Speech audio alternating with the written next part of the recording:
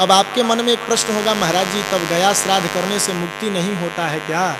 जब भागवत में लिखा है कि गया श्राद्ध सतेनापि मुक्तिर में न भविष्यति, गया श्राद्ध सैकड़ों कर लीजिए मेरी मुक्ति नहीं होगी, तो इसका अर्थ है कि गया में श्राद्ध करने से मुक्ति नहीं होता है?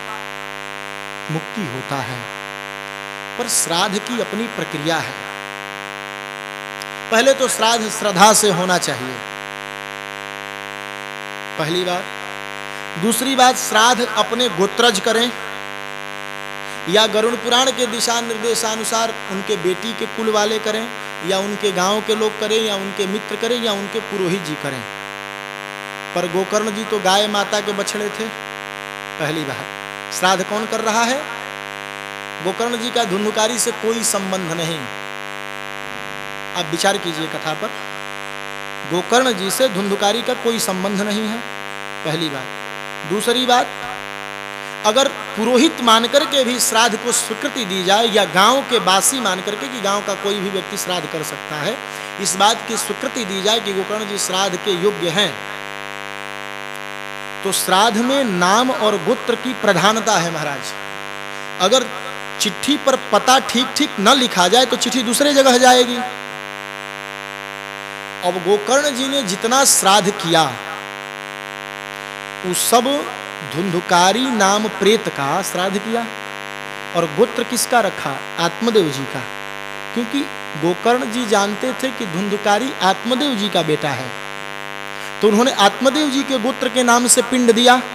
और धुंधुकारी तो आत्मदेव जी के साढ़ू का बेटा था, तो उसको पिंड मिले कैसे? अगर आत्मदेव जी के साढ़ू के गोत्र के नाम से पिंड दिया जाता तब जाके धुंधुकारी को मिलता। ये हमारे गुरुदेव जी ने हमें समझाया है। बेटा, श्राद्ध से मुक्ति होती है, पर श्राद्ध सही होता, पर यहां श्राद्ध ही गलत हो रहा था। गोकर्ण जी जो पिंड दे रहे थे वो आत्मदेव जी के गोत्र से दे रहे थे धुंधुकारी को, क्योंकि उन्हें पता था कि धुंधुकारी आत्मदेव जी का बेटा है, पर धुंधुकारी तो आत्मदेव का बेटा था नहीं, वो तो उनके मतलब धुंधुली के बहिन का बेटा था। तो अगर आत्मदेव जी के साढ़ू के गोत्र के नाम से पिंड दिया जाता तो धुंधुकारी की मुक्ति हो जाती, पर यहां सिस्टम गलत हो गया था। इसीलिए गया श्राद्ध सतेनापि मुक्तिर्में न भविष्यति, मुक्ति नहीं होगा। ऐसे अनेक रहस्य है भागवत के। अब 4-4 घंटे कथा होती है एक एक दिन में, तो सभी रहस्यों को यजमान तक सुनाया जाता है ताकि सबको समझ में आए। अब समयाभाव है, इसमें 4 दिन ही कथा करनी है, क्योंकि गुरु जी के आदेशानुसार 6 तारीख से 12 तारीख तक तुतुला भवानी में कथा है अकेले, तो 5 को यहाँ से जाना होगा। बस जितना हो सकता है निवेदन कर रहा हूँ आप सबके बीच। तो बोले, उपायम अपरम किंचित त्वं विचारय सांप्रतम, आप कृपा करके दूसरा उपाय सोचिए। तो गोकर्ण जी के इस बात को सुनकर के धुंधुकारी को थोड़ी शांति मिली कि गया श्राद्ध किए हैं। और गोकर्ण जी ने जब धुंधुकारी की बात सुनी कि कुछ दूसरा उपाय, तो संध्या के समय सूर्य नारायण के सामने खड़े होकर के उन्होंने कहा, प्रभु आप उपाय बताएं। तो श्रीमद् भागवतान मुक्ति सप्ताह वाचनम कुरु, ये सूर्य नारायण जी ने कहा। हे गोकर्ण जी महाराज, आप घर में सप्ताह वाचन करें श्रीमद् भागवत जी का। अगर श्रीमद् भागवत जी का अर्थ सहित पारायण होता है तो 7 दिन में इसकी मुक्ति हो जाएगी। गोकर्ण जी ने विद्वानों की मंडली बुलाई और कथा शुरू हुआ। एक 7 ग्रंथि का बांस रखा हुआ था, उसी में धुंधुकारी आकर के आसन लिया। अब आप कहेंगे धुंधुकारी महाराज बांस में कैसे आ गया? कहने का अर्थ यह है कि हम सबका शरीर पार्थिवीय है और प्रेत का शरीर वायवीय होता है। उसके शरीर के 4 अंश निकल गए होते हैं, जैसे क्षितिजल पावक गगन समीरा पंच रचित इत्यधम शरीरा, 5 तत्वों को मिलाकर के हमारा शरीर बना है। पर प्रेत का शरीर सिर्फ एक तत्व का बना होता है, हवा का। उसका शरीर वायवीय होता है, इसलिए वो उड़ता हुआ कहीं चला जाता है। तो उसका वायवीय शरीर था और वो बांस में प्रविष्ट कर गया। हवा तो कहीं जा सकता है। और 7 दिन की कथा में एक एक बांस का पोर फटता गया और 7वें दिन 7 पोर फट गया।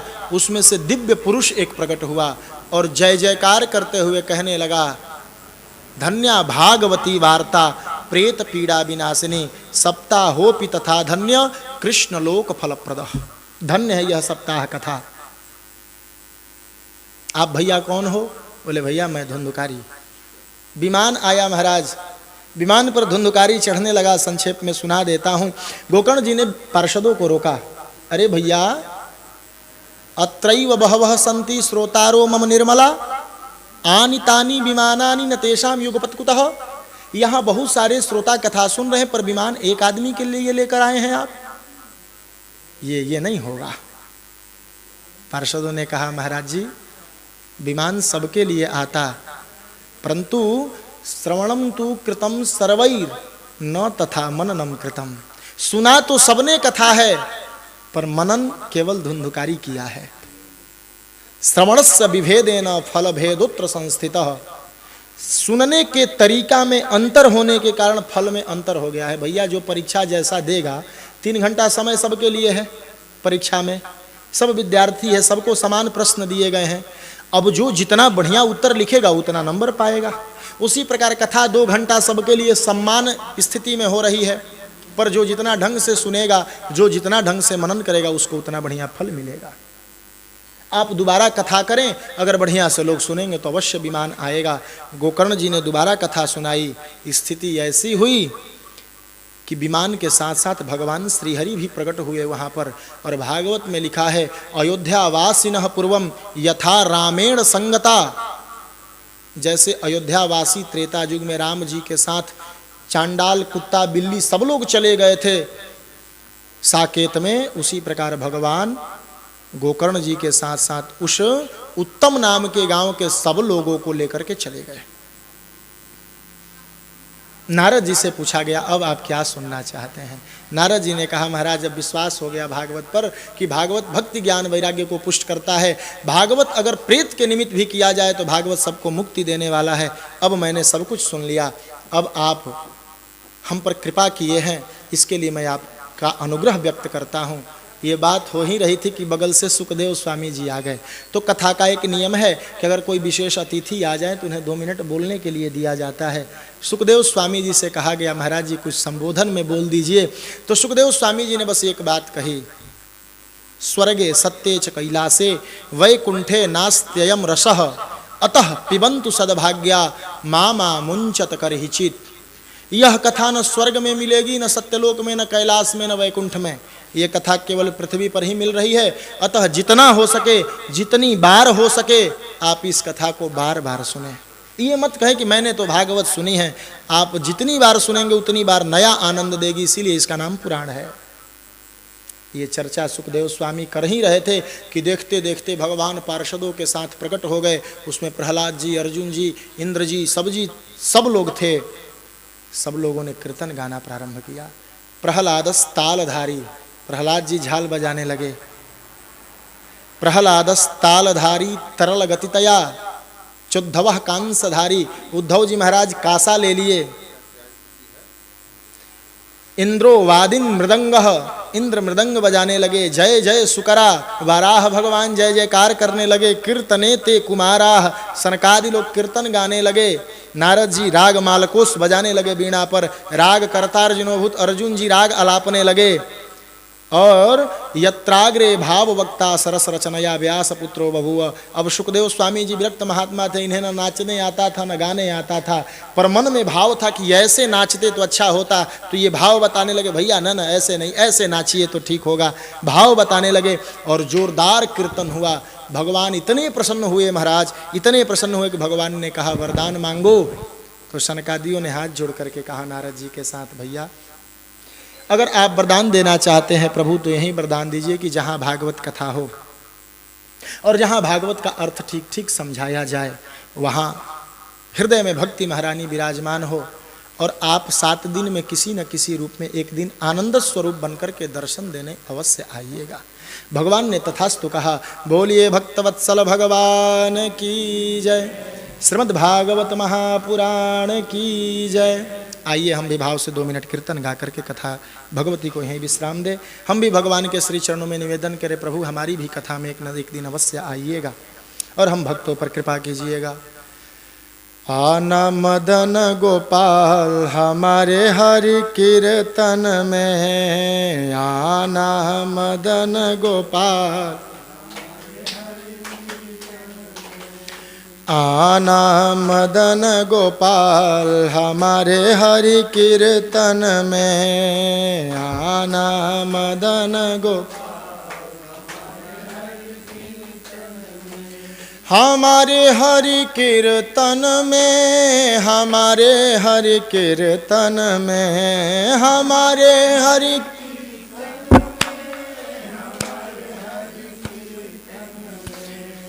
आना मदन गोपाल हमारे हरि कीर्तन में, आना मदन गोपाल,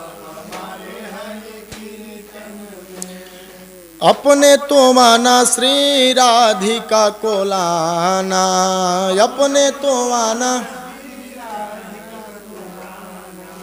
अपने तो माना श्री राधिका को लाना, अपने तो माना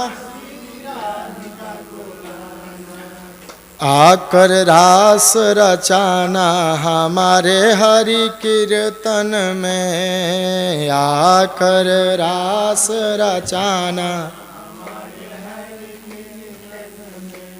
आना मदन गोपाल हमारे हरि कीर्तन में, आना